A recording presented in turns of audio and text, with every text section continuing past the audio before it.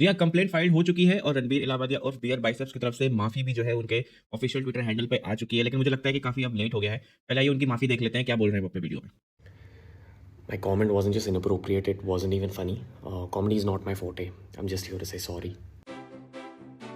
Recently आए India's got latent के episode के दौरान रणवीर अलाहाबादिया ने एक ऐसा सवाल कर लिया था एक कंटेस्टेंट से जिसकी वजह से जनता उन्हें स्लैम करती हुई नजर आ रही है। ये कंट्रोवर्शियल कमेंट जो उन्होंने पास किया था, इसके साथ ही सभी उनसे अपॉलॉजी एक्सपेक्ट कर रहे थे।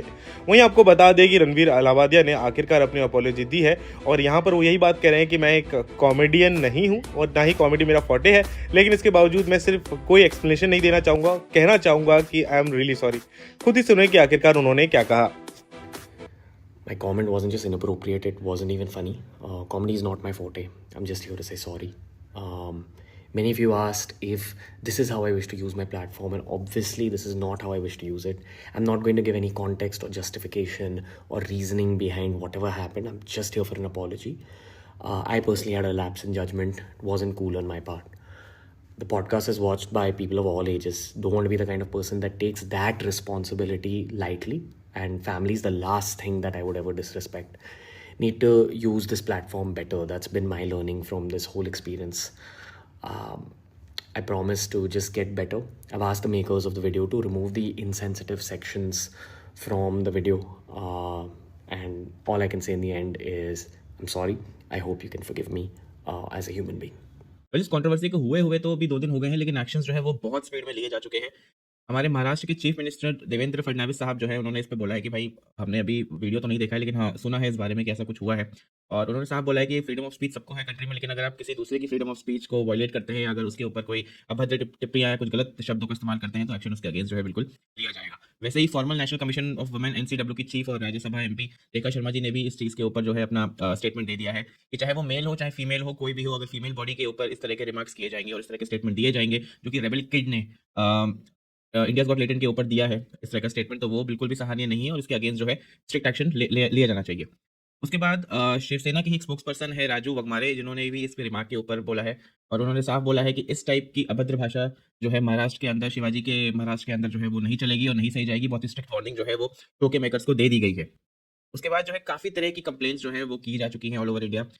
असम के चीफ मिनिस्टर ने भी अपने ट्विटर हैंडल पे ऑफिशियली ट्वीट करते हुए बताया है कि 4 से 5 जो लोग हैं पैनल में, जो इस शो के पैनल में थे इस एपिसोड में, उनके अगेंस्ट में एक्शन ले लिया गया है और उनके अगेंस्ट जो है कंप्लेंट दर्ज कर दी गई है।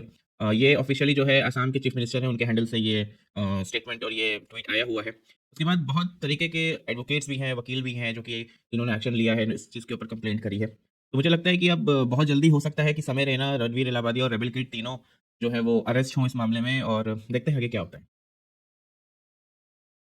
Social media influencer Ranveer Allahbadia के विवादित बयान के बाद अब जो है उनको लेकर के शिकायतें जो है वो दर्ज की जा रही है। मेरे साथ इस वक्त एडवोकेट आशीष राय जो है वो जुड़ चुके हैं। जिस प्रकार से इंडिया गॉट लेटेंट एक जो शो है उसमें कमेडियन समय रैना हो या तमाम ऐसे जो लोग आते हैं या कमेडियंस आते हैं, यूट्यूबर्स आते हैं, इन्फ्लुएंसर्स आते हैं, बहुत ही अश्लील टिप्पणी जो है महिलाओं को लेकर के, अश्लील टिप्पणी जो है सामाजिक, जो बहुत ही असामाजिक टिप्पणियाँ हैं, ऐसी टिप्पणियाँ की जाती हैं। ऐसे कितना जो है इम्पैक्ट होता है समाज में। और आपने क्या कुछ अपने शिकायत पत्र में जो है वो दाखिल किया है? मुंबई सीपी से भी आप मिलने गए थे, क्या कुछ अपनी शिकायत से में दाखिल? जी, ये कुछ दिनों से हम देख सकते हैं ऑनलाइन मीडिया पोर्टल में जो यूट्यूब पे कुछ वीडियोस वायरल हुए हैं, जिसमें कि इलाहाबाद नाम की कुछ कंटेंट सर्विस जिसके थ्रू ये वीडियोस बनाए गए हैं, और उसके पीछे भी कुछ लोग हैं, काफ़ी लोगों की बड़ी एक टीम होती है जिनका सीधा मोटिव होता है पॉपुलैरिटी गेन करना, ऐसे स्टेटमेंट्स देकर और वुमेन्स के अगेंस्ट में कुछ ऐसे क्रिएटिविटी किए जाए जिससे कि उनको पॉपुलैरिटी मिले और उस पॉपुलैरिटी के थ्रू वो ऑनलाइन पोर्टल से पैसे कमाए।